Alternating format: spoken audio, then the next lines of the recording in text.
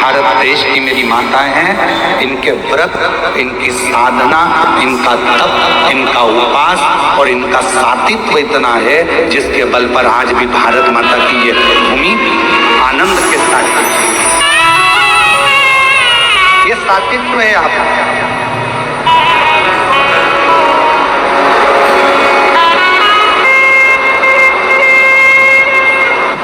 ये आपके घरों का संस्कार है।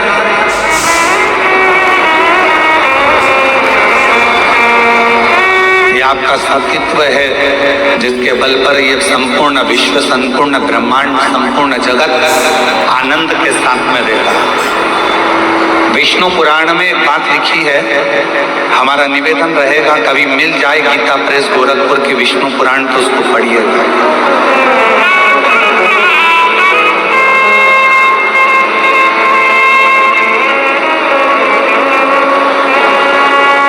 कभी गीता प्रेस गोरखपुर की विष्णु पुराण यदि आपके घर में हो, आप ज्यादा नहीं पढ़ सकते तो हिंदी की टीका पढ़िए। और गीता प्रेस गोरखपुर की विष्णु पुराण में लिखा है, गौ सती तक पृथ्वी पर है तब तक पृथ्वी पर अकाल नहीं पड़ सकता। ये विष्णु महापुराण के अंतर्गत एक गौ माता और दूसरी सती नारी, और ये आपका सातित्व ही तो है। हे मेरी जीजियों, कोई भी घर में त्योहार आता है तो सबसे पहले पति कोई तैयारी नहीं करता, घर का बेटा कोई तैयारी नहीं करता, घर की बेटी, घर की माँ, घर की स्त्री, घर की सास, घर की बूढ़ी माँ, घर की बहुएं, बेटियां तैयारी करती हैं। सातित्वता है। विष्णु पुराण कहती है गौ माता और दूसरी सती नारी जब तक पृथ्वी पर है, जब तक गौ माता और सती नारी जब तक पृथ्वी पर है तब तक ये पूरा ब्रह्मांड श्रेष्ठता में चल रहा है और कोई भूखा नहीं रह सकता, कोई भूखा नहीं रह सकता। वो श्रेष्ठता में भूखा नहीं। शिव कथा कर रही है, भगवान शंकर का संवाद कर रहा है, शिव महापुराण की कथा कर रही है। मन को साफ रखिए, मन को पवित्र रखिए, मेरे हृदय में प्रवेश करना। आप रिद्धि सिद्धि मतलब संस्कारों को लेकर मेरे हृदय में प्रवेश करना, ये मेरा मन रूपी जो मंदिर है, मकान है, इसके अंदर आप प्रवेश करें, इसके अंदर।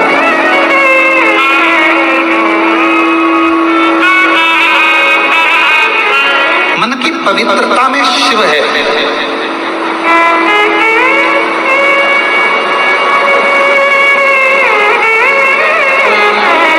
एक कितना सुंदर चरित्र आता है।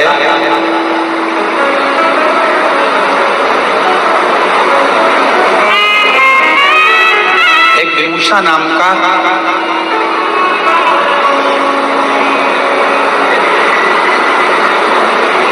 साधारण सा एक मानव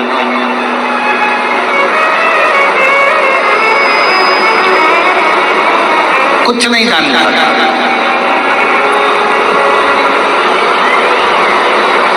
और विमुषा का जो शरीर था पूरा की पूरा शरीर बेकार था, पूरा शरीर। पर विमुषा शिव का बड़ा भगत था,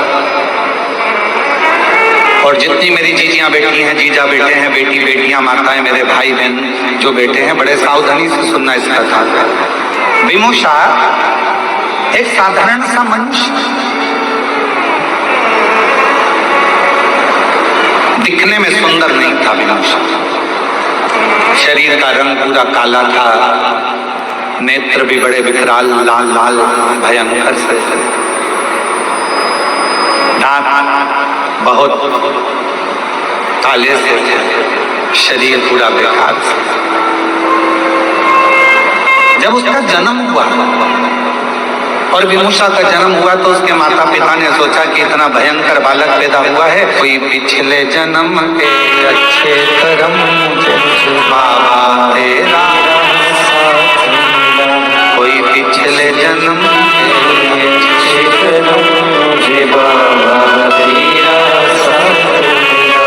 विमुषा का कोई पिछले जन्म का कोई अच्छा कर्म होगा। शरीर बेकार है, शरीर पूर्ण तरह से आड़ा टेढ़ा बेकार विकलांग सा, शरीर काला सा, नेत्र बड़े, दांत काले टूटे, बड़ा विकराल सा उसका शरीर था। और विमुषा शिव का बड़ा शंकर की बड़ी आराधना करता था।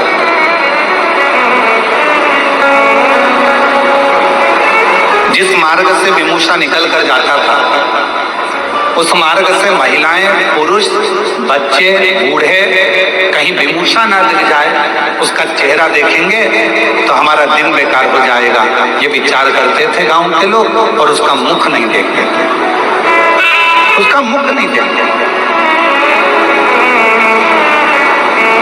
पर आज के जमाने के लोगों को समझाए कौन कि उस भगवान ने जिसको पृथ्वी पर जन्मा है, चाहे वो बेटा हो, चाहे वो बेटी हो, चाहे वो गोरा हो, चाहे वो काला हो, चाहे वो कैसा भी हो, जिसको परमात्मा ने जन्म दिया वो कभी भी बेकार नहीं हो सकता। वो मेरे परमात्मा की भूमि पर रहा है, कैलाश बाबा की, शंकर जी की इस मृत्यु लोक में निवास कर रहा है, तो वो बेकार नहीं हो सकता। ये दुनिया की सोच है कि वो बेकार है।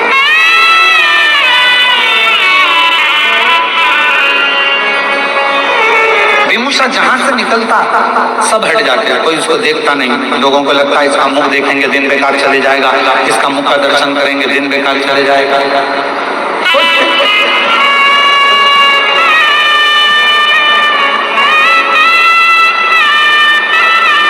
और ऐसा हुआ है। एक नगर में एक राजा रहता था, उसका मालूम पड़ा हमारे नगर में एक व्यक्ति रहता है, बड़ा खोड़ला है, जिसके मुंह का दर्शन कर लो तो सुबह से भोजन नहीं मिलता। राजा ने कहा ऐसा हो ही नहीं सकता। राजा ने उस व्यक्ति को बुलाया, सभा में सवेरे उसका मुंह का दर्शन करा। दिन भर राजा व्यस्त रहा, भोजन नहीं कर पाया, शाम हो गई। राजा से रानी ने कहा कि आज तो तुमने सुबह से खाना तक नहीं खाया, भोजन तक नहीं करा। राजा बोला उस खोड़ले का दर्शन किया था ना, इसलिए मेरे को खाना नहीं मिला, लोग सही कहते हैं। राजा ने उस व्यक्ति को बुलाया और फांसी की सजा दे दी। जैसे ही फांसी की सजा दी वैसे वो हंसने लगा। राजा ने पूछा तुम्हें फांसी की सजा मिली है और तुम हंस रहे हो? राजा ने जैसे ही पूछा तो उस व्यक्ति ने कहा महाराज तुम मुझे फांसी की सजा इसलिए दे रहे हो क्योंकि मेरा सुबह से मुंह देखा तो तुम्हें भोजन नहीं मिला। तुम कहते हो कि मैं खोड़ला हूँ, पर सत्य मायने में तो राजा तेरे से बड़ा कोई खोड़ला नहीं होगा कि तेरा सुबह से मुंह देखा तो मुझे आज फांसी की सजा मिल रही है। मुझे आज फांसी की सजा मिल रही है, ये तेरे ऊपर निर्भर करता है, हमारी बुद्धि पर निर्भर करता है, हम किसको क्या कर रहे हैं, हम किसमें क्या देख रहे हैं। विमुषा शिव जी का भक्त था, पर बच्चे उसके पास नहीं जाते, स्त्रियां उसका मुंह नहीं देखती, गांव के लोग उसको नहीं देखते। जिस मार्ग से विमुषा निकल कर जाता उस मार्ग को लोग खाली कर देते, फिर भी विमुषा आनंद में रहते। हम तो बाबा के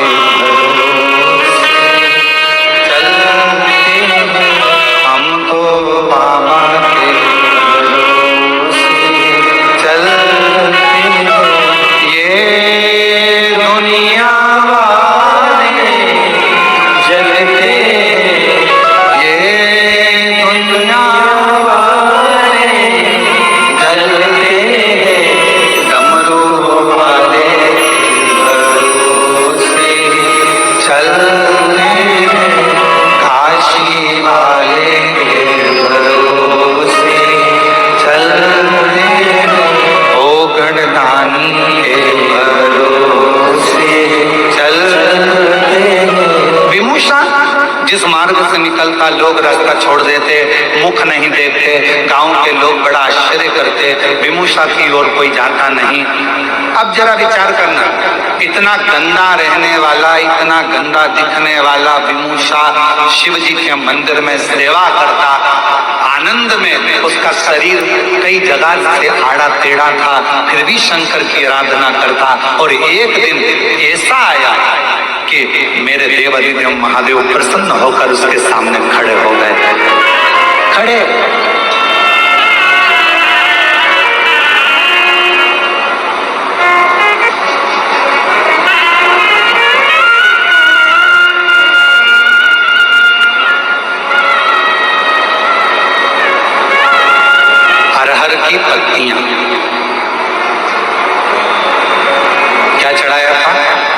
जम के बोलो जरा, अरहर की पत्ती।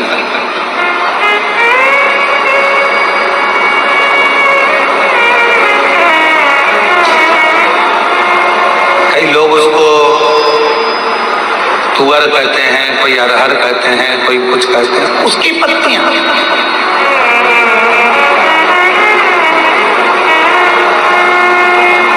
और निवेदन है, कई लोग कथा सुनेंगे तो बैठकर हो सकता है कि कथा में से कुछ ना कुछ छांटे और कहें, अब बताओ गुरु जी ने कह दिया कि अरहर की पत्ती भी शिव जी पे चढ़ती है। तो हमारा निवेदन है, पहले एक बार शिव महापुराण को जरूर पढ़ना। पृष्ठ संख्या गीता प्रेस गोरखपुर की शिव पुराण का 123वें नंबर का पृष्ठ निकालना और उसमें पढ़ना। की कथा, कि अरहर की पत्ती का कितना महत्व है। कुछ नहीं मिला उसको, विदुषा को कुछ भी प्राप्त नहीं हुआ। अरहर की पत्तियों को तोड़कर भगवान शंकर का श्रृंगार करना, शिव का श्रृंगार। और कितना भोला है मेरा शंकर। ए मेरी जीजियों, तुम्हारे पास चढ़ाने के लिए बेलपत्र नहीं है, आग का पुष्प नहीं है, धतूरा नहीं है, तुम्हारे पास कनेर का फूल नहीं है, तुम्हारे पास जल नहीं है, तुम्हारे पास कोई वस्तु नहीं है, तो शिव महापुराण की कथा कहती है, मंदिर जाते समय रास्ते में कोई पौधा, कोई पेड़ मिल जाए तो उसकी भी पत्ती तोड़कर तुम शंकर जी को चढ़ाओगे तो भी शिव प्रसन्न हो जाता है, मेरा औघड़दानी प्रसन्न हो जाता है। मेरे शंकर भगवान को प्रसन्न करना बहुत सरल है। भगवान शंकर को प्रसन्न करने के लिए कोई कह रहा है धतूरा जरूर होना चाहिए, ये फूल जरूर होना चाहिए, बेलपत्र जरूर होना चाहिए। और कई लोग सवेरे सवेरे प्रदोष के आप गूगल सर्च करोगे तो ऊपर लिखा हुआ जाता है, ये मत चढ़ा देना, शंकर जी रुष्ट हो जाएंगे। शिव महापुराण की कथा तो ये कहती है कि चोर चोरी करने गया, चढ़ाने को तो जान दो, वो खुद ही चढ़ गया। शंकर जी रुष्ट हुए क्या? जम के बोले जरा, चोर खुद चोरी करने गया, शिव जी के ऊपर चढ़ गया, शंकर भगवान प्रसन्न होकर उसको वर प्रदान कर दिए और उस चोर को कुबेर बना दिया। जरा विचार करिए, लोग कहते हैं ये मत चढ़ा देना, शिव जी नाराज हो जाएंगे, ये मत चढ़ा, शंकर जी की पूजन में ये भूल मत कर देना। सवेरे से गूगल आकर मोबाइल खोलते से ऊपर ही लाइन लिखी हुई जाती है, ये मत करना, आज प्रदोष का दिन है, शिवरात्रि का दिन है, सोमवार का दिन है, सावन का महीना है, ये करोगे तो भगवान रुष्ट हो जाएंगे। मेरा शंकर भगवान कभी रुष्ट नहीं होता, अपनी औलाद से माँ बाप कभी बहुत देर तक रूठे नहीं रहते, वो तो गले लगा देते हैं, स्नेह करते हैं, आनंद करते हैं।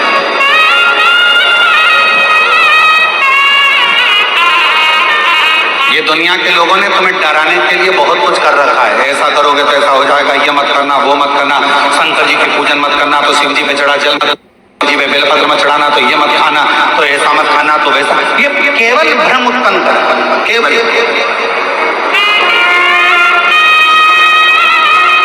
विदुषा क्या चढ़ा रहा है? अरहर की पत्ती, केवल अरहर की पत्ती से श्रृंगार।